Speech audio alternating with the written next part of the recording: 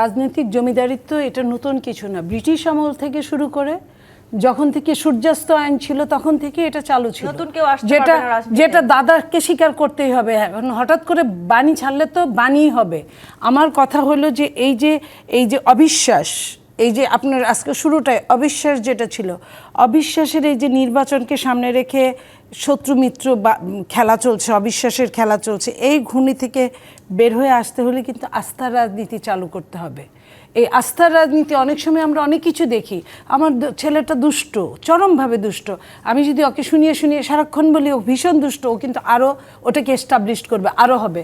আমাকে বলতে হবে আমার ছেলেটা লক্ষ্মী, অন্যদের সামনে ও কিন্তু ওইটা শুনে অভ্যস্ত হবে। আমি শেষ করি, অভ্যস্ত হবে যে আমাকে ভালো হতে হবে, ভালো হলে আমার মা কত সম্মান পায়, আমি সম্মান পাই, এটা থেকে তাকে আসতে হবে।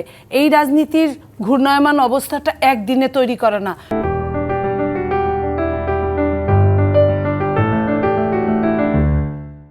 বহুদিনের আর 15.5 বছর, 17.5 বছর, আরও 2 বছর অনির্বাচিত সরকার, 17.5 বছরের ঘূর্ণায়মান অস্থিতিশীলতা, রাজনীতির গণতন্ত্র হরণ করা, এগুলো সব কিছু মিলে এখন যা আছে, এই এনসিপি ছাড়া বাকি রাজনৈতিক দলগুলো কিন্তু রাজনৈতিক দলই ছিল।